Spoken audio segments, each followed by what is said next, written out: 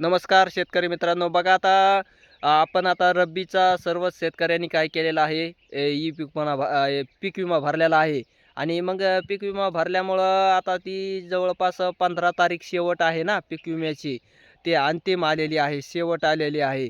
आणि 15 तारीख शेवट आलेली असल्यामुळं ज्वारीची तर तारीख 30 नोव्हेंबर होती, ती संपली. 15 डिसेंबरपर्यंत हरभरा, गहू आणि भुईमुगाची तारीख आहे.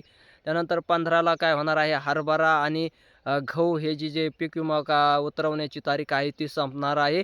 आणि 31 मार्चपर्यंत भुईमुगाची तारीख चालणार आहे. त्यामुळं मग जे शेतकरी पीक विमा भरायचे राहिले असतील तर येत्या 2 दिवसामध्ये काय करायचं आहे, संपूर्ण आपल्या पिकाचा विमा उतरून घ्यायचा आहे. आपल्या शेतामध्ये जी पिकं लावलेली आहेत, जे पिकाची पेरणी केलेली आहे, अशा सर्व शेतकऱ्यांनी काय करायचं आहे, पीक विमा आपला पिकाचा काढायचा आहे.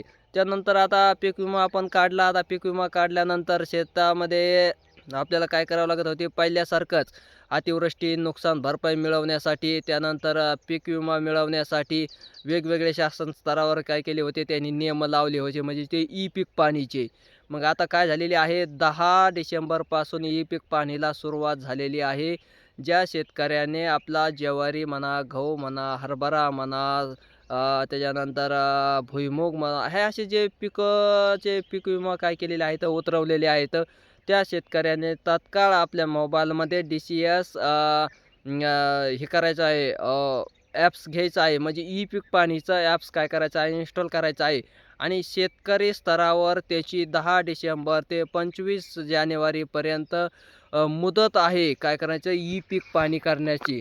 आणि मग ज्या शेतकऱ्याने पीक विमा भरला असेल त्यांनी काय करायचं आहे, तात्काळ आपली ई पीक पाणी पिकाची करायला सुरुवात करायची आहे. कारण तुम्ही जर ई पीक पाणी केली नाही तर ते तुमची नुकसान भरपाई, अतिवृष्टी, त्याच्यानंतर पीक विमा वगैरे तुम्हाला मिळणार नाही. कारण तुम्ही जे पिकं लावलेली आहेत, पिकं भरलेली आहेत, पीक विमा भरता की त्याच पिकाची त्या पावतीनुसारच तुम्हाला काय करायची आहे, तुमच्या शेतातल्या पिकाची ई पीक पाणी करायची आहे.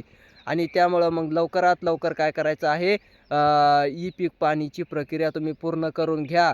तरच तुम्हाला काय होणार आहे, पीक विमा मिळणार आहे. नसता तुम्ही ई पीक पाणी जर नाही केली तुमच्या पिकाची, तर तुमचं शेतजमीन पडक आहे असं ग्राह्य धरले जाईल. आणि तुम्हाला अतिवृष्टी नुकसान भरपाई मिळणार नाही.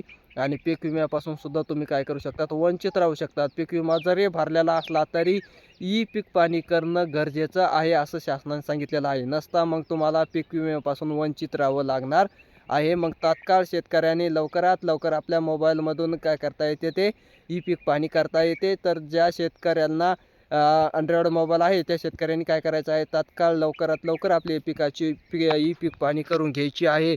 कारण आता 10 डिसेंबरपासून सुरुवात झालेली आहे, ते 25 जानेवारीपर्यंत चालणार आहे.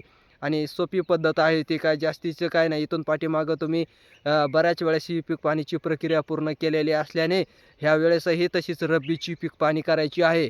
आहे का नाही. रब्बी 2025चं पीक पाणी करण्यास सुरुवात झालेली आहे 10 डिसेंबरपासून. तुम्ही लवकरात लवकर जेवढी होईल तेवढ्या लवकर काय करायचं आहे, आपले ज्वारी असेल, गहू, हरभरा वगैरे. कारण तुम्हाला पीक नुकसान भरपाई येणार नाही, विमा येणार नाही, अशा विविध गोष्टींपासून तुम्ही वंचित राहता. आणि त्याच्यानंतर तुम्हाला पीक कर्ज असेल, पीक कर्जासाठी हे लागतात. त्याच्यानंतर तुम्हाला आणखीन हमी भावाने काही हरभरा वगैरे घालायचा असेल, शासनाला विकायचा असेल, तर त्यासाठीही काय लागतो, ई पीक पाणी अत्यावश्यक आहे. मग सर्वच शेतकऱ्यांनी काय करायचे आहे, ई पीक पाणी करून घ्यायचे आहे. कारण आता CCI कापूस खरेदी करता की सुद्धा ई पीक पाणीचं बंधनकारक केलेलं आहे. त्यामुळं सुद्धा त्या हिशोबानेच काय करत आहे, ते शेतकऱ्याचा कापूस खरेदी करत आहे. तसंच ह्याचं सुद्धा होणार आहे. त्यामुळं मग सर्व शेतकऱ्यांनी रब्बी 2025ची ही पीक पाणी लवकरात लवकर करून घ्यायची आहे. धन्यवाद.